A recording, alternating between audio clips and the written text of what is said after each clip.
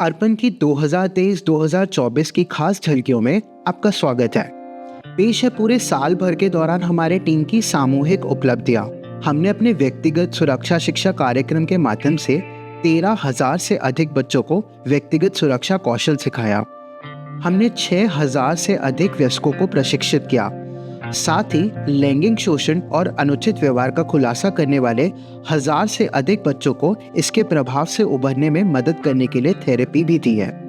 हमने उन 100 से अधिक बच्चों और 100 से अधिक वयस्कों को भी थेरेपी दी जो हमारे स्कूल कार्यक्रम का हिस्सा नहीं है, लेकिन लैंगिक शोषण, अनुचित व्यवहार और दूसरी भावनात्मक चिंताओं के अनुभव से गुजर रहे हैं। हम उनके साथ व्यक्तिगत रूप से मिलकर या ऑनलाइन के माध्यम से सत्र संचालित करते हैं। थेरेपी प्रक्रिया के दौरान हमने 100 से अधिक ऐसे लोगों को मनोशिक्षा प्रदान की है जिन्हें मददगार वयस्क के रूप में पहचाना गया है। हमने अपने उपचार यानी हीलिंग कार्य के एक भाग के रूप में पुनर्स्थापनात्मक न्याय प्रक्रियाओं का प्रायोगिक तौर पर संचालन किया है।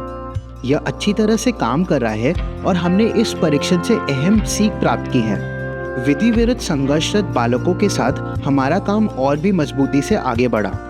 हमने मुंबई के डोंगरी ऑब्जर्वेशन होम में 100 से अधिक किशोर लड़कों को थेरेपी दी। हमने कार्यनीति साझेदारी और सरकारी सहयोग के माध्यम से शिक्षकों और परामर्शदाताओं यानी काउंसलर्स सहित 35,000 से अधिक वयस्कों को बाल लैंगिक शोषण को रोकने और खुलासे को प्रभावी ढंग से संभालने के लिए प्रशिक्षित किया है।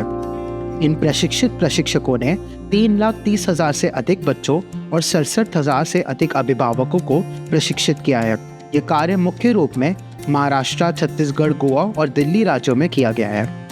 हमने अर्पण के काम को उजागर करने के लिए देश भर में काफ़ी जनसंपर्क प्रयास किए और बदले में सभी राज्यों के अभिभावकों और शिक्षकों को बच्चों के साथ व्यक्तिगत सुरक्षा शिक्षा में भाग लेने के लिए प्रोत्साहित किया। हमने महिला एवं बाल विकास मंत्रालय के साथ साझेदारी में महाराष्ट्र के थाने जिले के स्कूलों में एक शिक्षक प्रशिक्षण पहल माजा देश, माजे हक, माजी जवाबदारी की शुरुआत की। हमारे व्यक्तिगत सुरक्षा संदेशों को राष्ट्रीय पाठ्य चर्चा रूपरेखा स्कूल शिक्षा 2023 में एकीकृत किया गया और उनके कुछ पहलुओं को एनसीईआरटी कक्षा दूसरे की हिंदी पाठ्य पुस्तक में भी शामिल किया गया। राष्ट्रीय स्तर पर भारत का पहला जीवन कौशल कार्यक्रम school health and wellness program पूरे देश भर में चलाया जा रहा है। 2020 में जब इस कार्यक्रम को लॉन्च किया गया था, तब व्यक्तिगत सुरक्षा शिक्षा अवधारणाओं को इसमें एकीकृत किया गया था।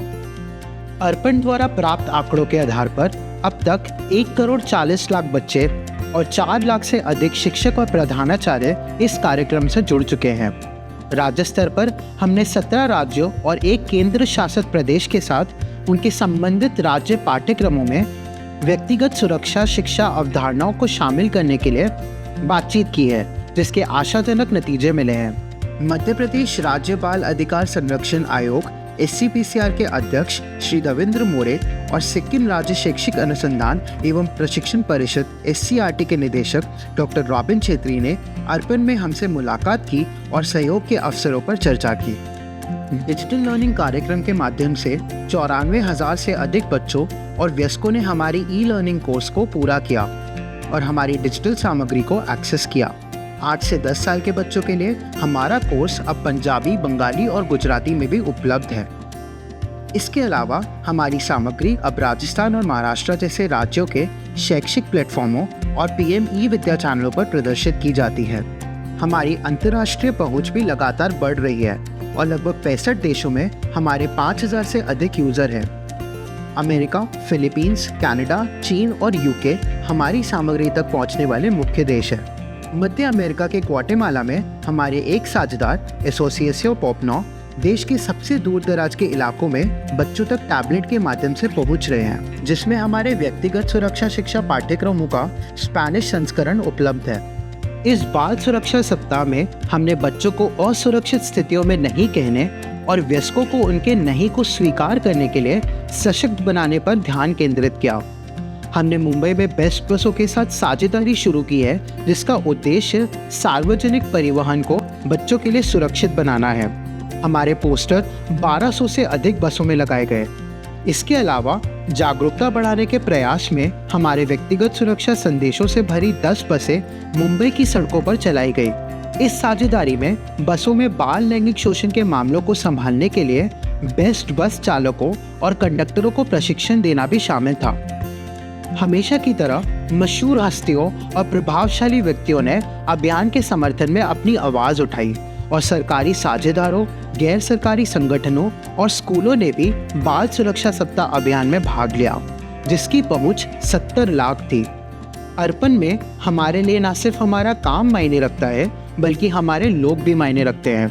हमने लगातार सीखते रहने, जश्न मनाने और एक दूसरे को हमेशा समर्थन करने की संस्कृति को बढ़ावा दिया है, और यही हमारे विकास का केंद्र है।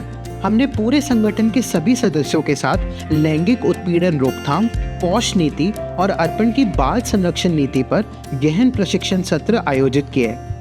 हमने अपनी आंतरिक नीतियों को और भी मजबूत बनाने के लिए उन्हें और सुदृढ़ किया। अर्पण को ग्रेट प्लेस टू वर्क की तरफ से लगातार 6वीं बार प्रमाण पत्र मिला है। यह बात एक बेहतरीन कार्यस्थल बनाने के प्रति हमारी प्रतिबद्धता की पुष्टि करती है। हम भारत के प्रमुख 20 गैर लाभकारी संगठनों और पूरे भारत में महिलाओं के लिए काम करने वाले प्रमुख 100 संगठनों में शामिल हैं। इस तरह हम साल 2023-2024 की खास झलकियों के आखिर में पहुंच गए हैं। हम बाल लैंगिक शोषण से मुक्त विश्व की ओर अपने सफर में और भी अधिक बच्चों और वयस्कों तक पहुंचने के लिए एक और साल की प्रतीक्षा कर रहे हैं।